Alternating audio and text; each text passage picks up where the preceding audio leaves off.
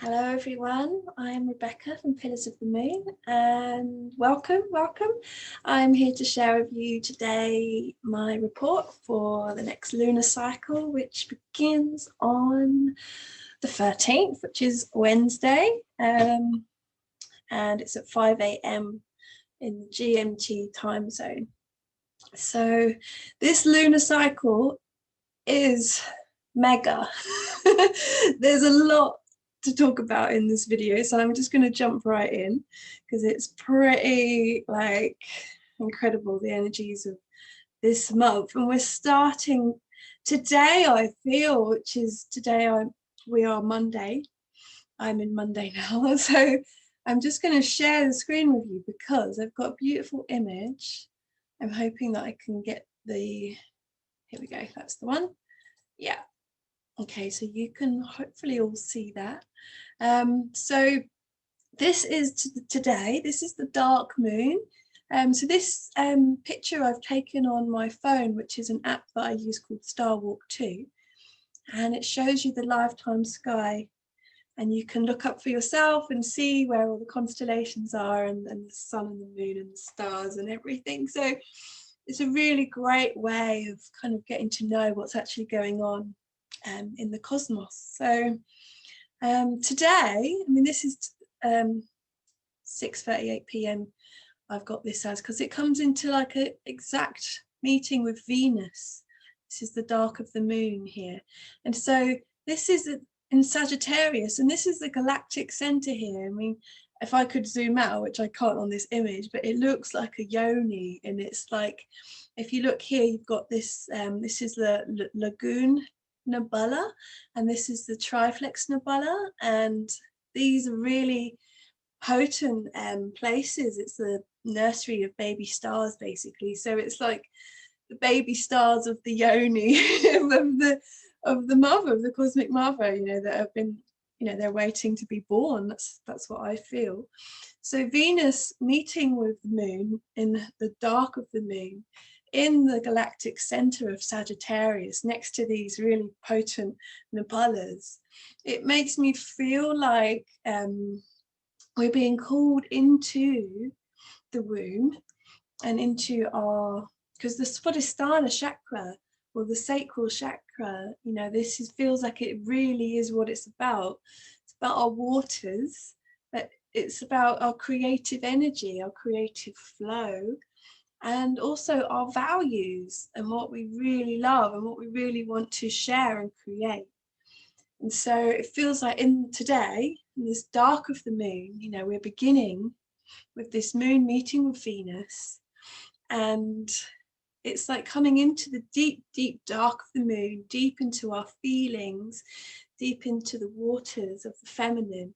And Sagittarius is truth, you know, it's the law of the land, it's universal truth. It's connecting us back into like what is real for us, what is true for us, what do we value, and really coming into that source of power that's ourselves, that we are the source of that wisdom. It comes from us, we are the channel. So stopping sharing that screen now. So that's today. So it's like, to begin with, before the moon comes into its new moon, it has a meeting with Venus. Hi again. So I'm going to share the chart wheel with you now, the sky map of the new moon. So this is the new moon in Sagittarius in the lifetime sky. So this astrology that I use is the lifetime sky. So this is what actually is happening in the lifetime sky for the new moon. And it's obviously different from like kind of Western astrology, but this is, you know, what is actually happening in the sky. So I like to just use this information. So take what resonates and leave the rest. I'm just here to share the wisdom that I see and feel. So we're down here, we're in Sadgie. So we're actually right at the end of Sagittarius. And so now, if you think about in the chart, now the moon is here in Venus, but with Venus in Sagittarius. Venus is in the beginning of Sagittarius now. So the feminine is coming back into her fiery passion, and that visionary energy, truth seeker, and wanting to walk new paths and start new things. And yeah, it's a really beautiful energy for Venus to be in, actually. Very fiery, very kind of like, yeah, passionate is the best way I can describe it. And I put in one of my my last posts about Venus in Sagittarius makes me feel of Artemis, the goddess Artemis of the hunt. And that is like the most best way that I can describe that energy of Venus in Sagittarius. It's really quite a strong placement for her, you know. And so now when we get to the, well, in a few days, when we get to the new moon, so this is 5 a.m. on the 13th, the moon will have joined with the sun, and this is right at the end of Sagittarius. So they're both at 26 degrees. So the sun and the moon together, that is the new moon. So something that's really interesting about this is they're with Pluto. So this new moon feels extremely deep, and it's like, because Pluto is the great revealer. Now, some people or astrologers describe Pluto as the great revealer. Some people describe Pluto as the lord of the underworld. He's also known as the connection to our soul. So it could be really amazing to look at your Pluto in your lifetime sky astrology chart and see where Pluto is in your chart, because what will be activating for this new moon, you know, it's going to be going out throughout this next cycle and beyond. You know, it's about Pluto, you know, and Pluto wants us to rebirth ourselves, emerging from the flames, you know, after all these chaotic events that are shaking our foundation. I think Pluto is provoking change at a fundamental level, you know, right at our core, our foundations. And in the second house, you know, this is where we're looking at our values, we're looking at our foundations. So this feels like such a deep new moon, to especially, you know, after the moon is just conjuncted with Venus, it was also about values and our heart and our feminine feeling self. You know, so, you know, when the moon has had its conversation with Venus, it moves to the sun, and it's like, okay, now I'm planting my seeds of a new beginning, my intentions. And, you know, we have a whole cycle for this to play out. But also I feel like after the events that happened, you know, at the end of 2020, we had the great conjunction of Jupiter and Saturn, and we also at the winter solstice, and we also had that powerful new moon solar eclipse in Ophiuchus. So that energy is still rippling, you know, so we're still being like, we're still in that, the wave of that whole experience, you know. And in the lifetime sky, that was in Capricorn. So Capricorn is the foundational structures, the builder, you know, of creating solid working structures. So, you know, this is, it feels like this is the first new moon after all of that. So it's like we've had to meet with Venus to really feel our hearts and what is our part in all of this? What do I want to create for my life and my children and my values? And that is a big part of this. And what am I passionate about, Venus and Sagittarius? And how am I going to activate that and actually shoot my bow and arrow and aim for that which I am valuing in my heart's desire?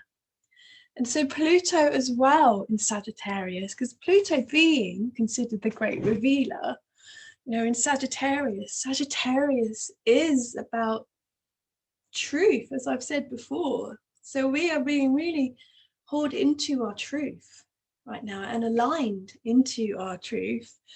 And I think Pluto is here to really call us into our deepest longing, the longing in our heart, you know, our soul.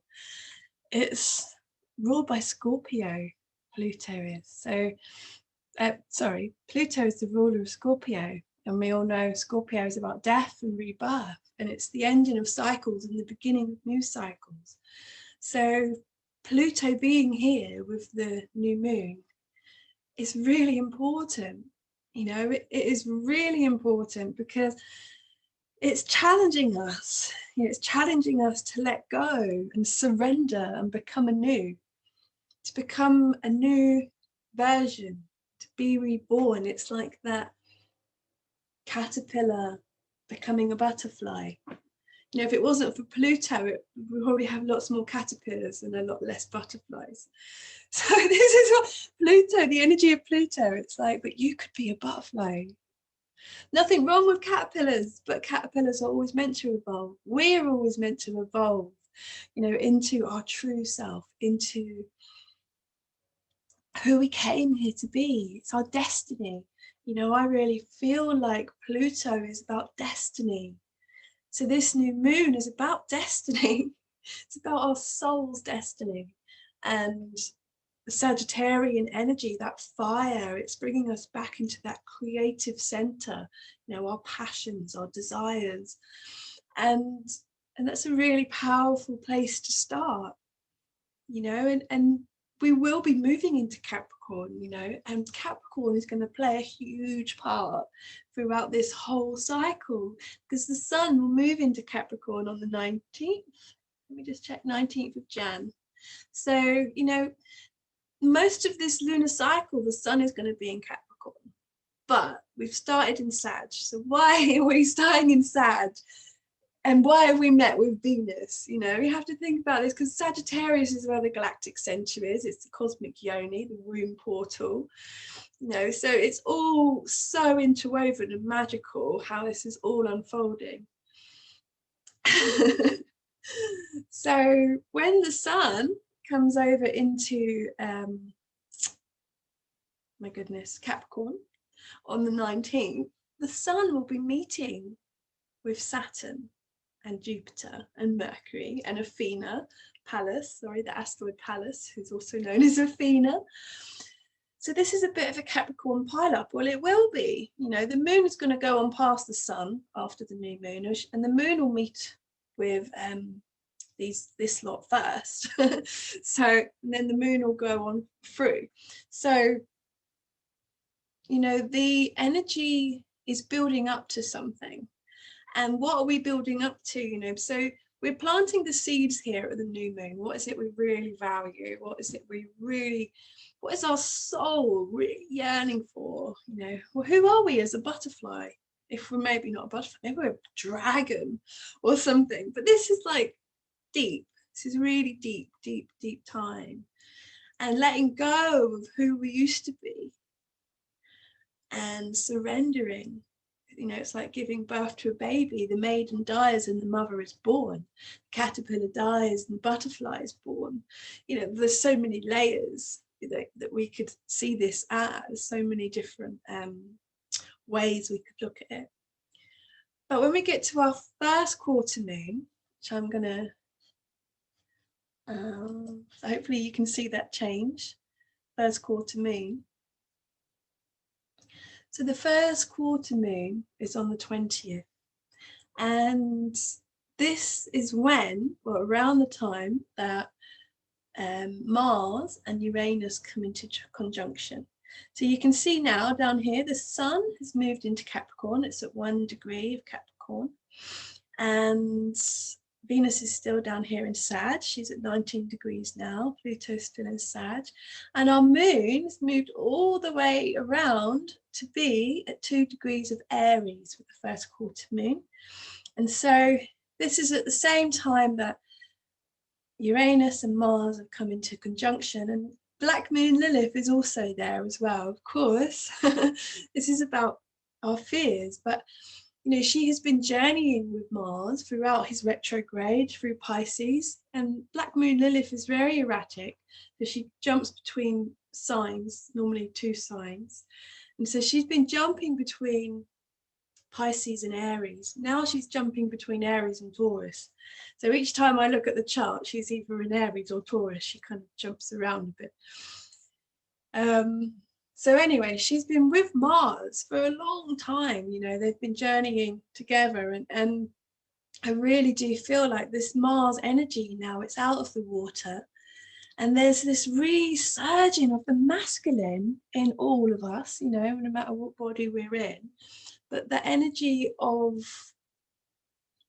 fire, creative fire, but in the masculine way, you know, it's like an erection, like that coming up and out. It's the seed that's bubbling underground that has that surge of life that goes, boom, you know, and pushes up through the soil. That's the Mars and Aries energy. And so this is a really powerful archetype to be coming into alignment with Uranus at this time. Uranus is connected to our enlightenment and our evolution. You know, so Mars is going through a huge evolutionary awakening. And this, you know, the beginning of the cycle at the new moon, which is on the 13th, you know, we've met with Pluto.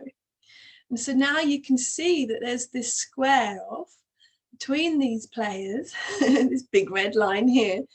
And so I mean, the Saturn and Mars square is going to be going on a lot of this year. And so, not Mars, sorry, Saturn and Uranus square, because Mars will be moving up. You know, Mars moves quite fast. So, but the Uranus and Saturn square is going to be happening quite a lot throughout the year. And so this is about freedom versus restriction. And so there's this push-pull kind of like, I'm evolving, I'm enlightened, I'm, you know, expanding and growing and breaking free. And then at the other kind of side, it's like, but I'm restrained, but I can't do this. But, you know, there's rules. And Uranus just wants to break the rules. Saturn is making the rules. So there's this huge square throughout a lot of this year connected to this. And so you can see how this is playing out, you know, in our life with the lockdowns and everything. Yeah. And there seems to be this kind of like, you're either, you know, a rule breaker, or you're following the rules, or are you in between? Like, where are you at with it all? You know, where's your place in it all? And we've all taken our positions, but, you know, or we could swing between. We could go one day from being quite rebellious, and then the next day saying, actually, I better, you know, like, oh, but I can't do that. Or shall I wear a mask? Shall I not wear a mask? You know, there's all these, this is this energy playing out, you know, it's rule breakers versus rule abiders kind of thing. Yeah, that's what I feel that the Saturn-Uranus square is about. So, yeah, this is the first quarter moon. So this is where the energy that was seeded at the new moon in Sagittarius this is another fiery moon. You know, we've got the fire of Aries now. So we started down here in Sag. This is where the new moon was. And now the first quarter, this is the growth spurt. And the first quarter, it's a rising energy. You know, we're in the fire again. So we're in the fire of Aries now. And it's like, whew, you know, like these two alignments coming together, you know, of Uranus and Mars. This is quite explosive energy. And I think in the lifetime sky, it's like on the fixed star, I forget what it's called, but it's like the head of the ram. So it's like, real kind of headbutt energy, you know, like, you know, because the shadow of Aries is anger, and it's like jealousy and impulsiveness, chaos. You know, this energy could bring chaos if we're not grounded, or if we need to be chaotic, if there's something that needs to be resolved in our foundation that isn't like for our highest good, for our, you know, truest potential, is going to get shaken. And it, you know, a lot of it depends on our own chart as well, and what, you know, where Mars is for us, where Uranus is for us, where Lilith is for us, you know, and as well where Pluto is, because I feel Pluto is the real trendsetter for this whole cycle. And so by the time we get to the next new moon, I haven't got the chart on here, but Mars actually comes into a really nice trine with Pluto. You know, so it feels like, you know, there's this kind of like energy to break free. And then by the time we get to the next new moon, it comes into a more harmonious energy, a fire trine with Vesta of the sacred fire. You know, so keep the faith, because this moon cycle may challenge our foundations, it may rock our core. And I don't mean to be like to scare anyone, but this is the truth of the lifetime sky. Yeah, and Pluto, when Pluto's involved, you know, it's going to challenge us. And I think Pluto is supposed to. Pluto is about power, power between people, countries, domination, personal power.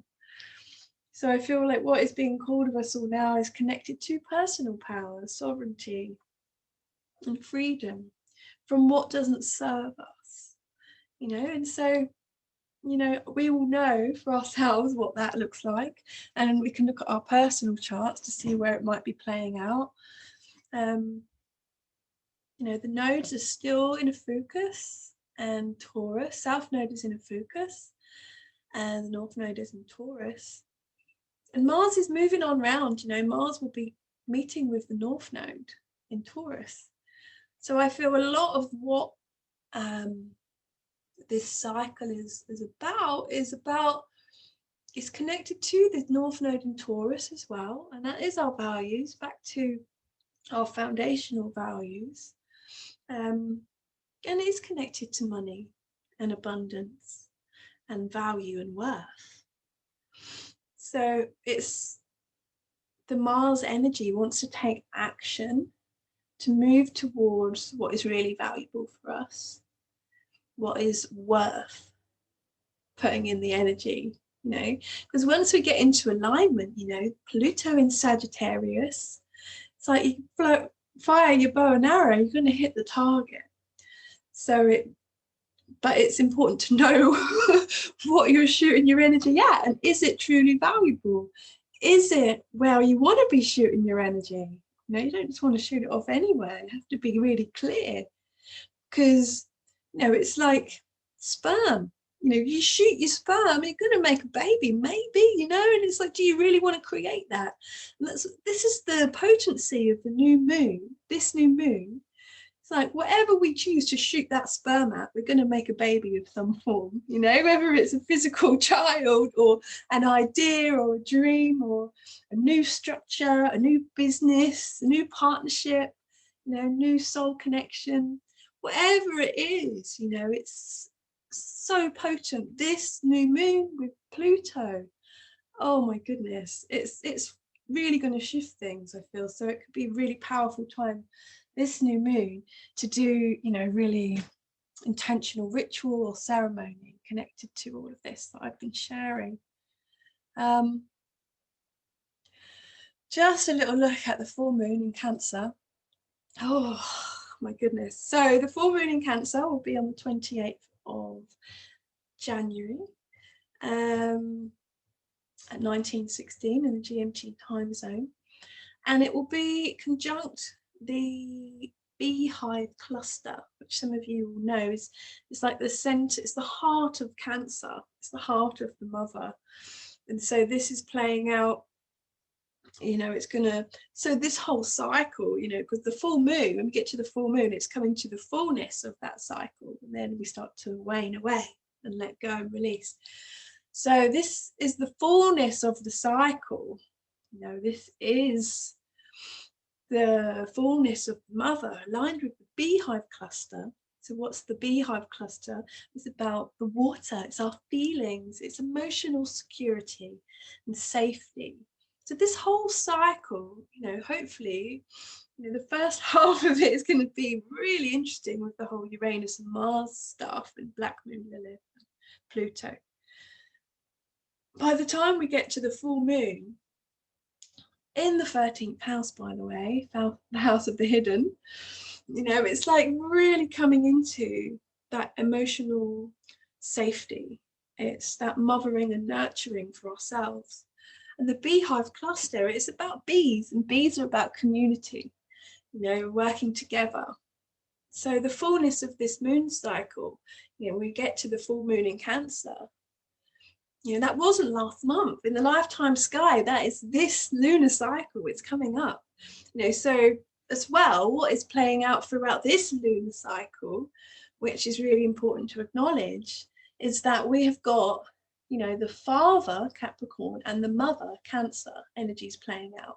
So as we're in winter here in England, you know, we're in the darkest time. And so a lot of stuff that can be coming up now to do with father figure, mother figure, childhood, you know, absence of father, absence of mother, you know, power battles between them.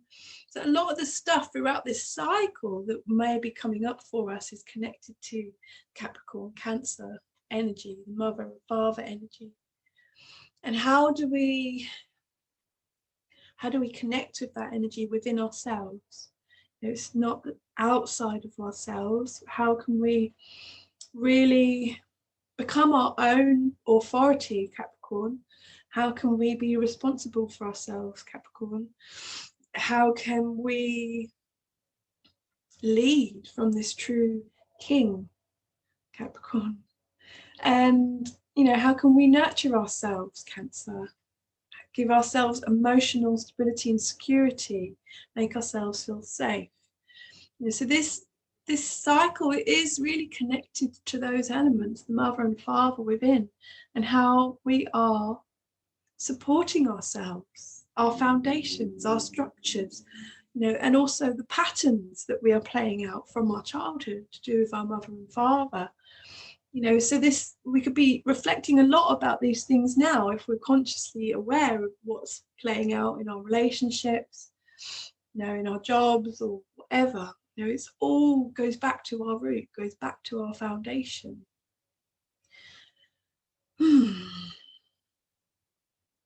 Yeah, so I wanted to read you all. I'm reading a wonderful book. Let me just stop the screen share. Oh, let's just go to the last quarter moon because I've got it up here. So last quarter moon, the moon's going to move around into Libra. And look, oh my goodness, it's opposite Mars, moon opposite Mars with Uranus and Lilith and MC in the 10th house of Ophiuchus.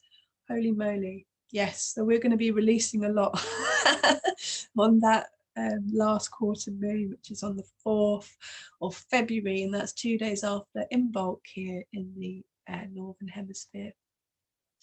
So, yes, big times. And Neptune as well is at the end of Aquarius. Will be moving into Pisces, its home sign, really soon. Must be in February sometime. I can't remember the day. Yes, so anyway, we're going to stop sharing the screen. Have a look at my face again. And I'm reading this book, Environmental Arts Therapy and the Tree of Life, by the lovely Ian Siddons Hedgemswell. If you can see that. But I'm actually reading this for the 2nd year running because it's a yearly book and you read a month at a time and it takes you through the season. So this is specifically for people who are in the Northern Hemisphere or in England, because he's English and he's writing about the turnings of the year and how we can work with it and learn from it and grow from it. So interestingly, this time of year, Ian is talking about the true king. And this is the Capricorn energy. You know, it's a Capricorn season, 19th of Jan to 15th of Feb. You know, we're looking at the father archetype, also the king archetype. And so I just wanted to read just a little bit out of this book because it talks about the true king. The true king does not neglect or abuse the feminine, but strives always to honor and protect her, even at the risk of his own life. He does not frighten the children with his anger, but he is clear and strong with his boundaries. He is the sunshine in their lives, and they bask in his love, his encouragement, and his praise. He protects, admires, and cherishes his daughters so that they expect to be treated so by other men and will accept no less. He guides and teaches his sons and wrestles with them too, so that they can feel their power and his and learn to use and control it with love and respect for the other. He is open with his feelings when it is safe to let go, so his children know his heart and can be open with theirs. But when he needs to be the lion, he is fierce and strong and valiant. The true king is an archetype that even the best fathers cannot be like all the time, but it dwells within us all, and it is so to he that we must connect now. And so I did a wonderful meditation a few nights ago, which Ian talks about in his book, of visualizing going down to the river. And he connects this time of year with the alder tree. The alder is the trailblazer. It's also connected to royalty. So yes, visualizing down by the river, and there is a man there, it's the true king within, and he's by the fire. And so in the meditation, just going and visiting him, and just taking in what he looks like, what he feels like, what he has to say. You know, because the true king does reside within all of us, and it is to him that we must meet now. And it is really important because Capricorn is the father energy. And so connecting with the father within, you know, it feels like the real medicine of now, this moment, to connect with our inner authority, because what we might be having coming up for us might be to do with that father wound or the father within us that needs to be loved and held and appreciated. So I think that's all, actually. I'm not sure there's too much more, but I will see you all at the full moon, which will be in Cancer in 2 weeks. And yeah, just hold tight, because this first quarter moon is going to be really potent when Mars meets with Uranus. So yeah, it could be a bit chaotic, but just know that it's, you know, with Uranus involved, it's always to do with our highest evolution. May not feel like it at the time, but just trusting that, you know, really connect with Pluto on this new moon, which is the 13th. 13 also powerful number, as we all know, with 13 star sign astrology. So yeah, really checking in with the deepest parts of ourselves and setting the intentions from there, you know, because things are going to be changing, and we have the power to choose what it is that we want and the direction that we go, you know, or our soul already knows, our higher self already knows. And so Pluto wants us to connect with that energy that's within us. So yeah, blessed new moon and blessed magical rituals that you'll be having. And yeah, thank you for tuning in. And if anyone wants their chart, let me know. I can get you your 13 star sign astrology sky map. So yeah, that's all, darlings. Mwah! I love you so much. And yeah, many blessings on this new moon. Ciao, darlings.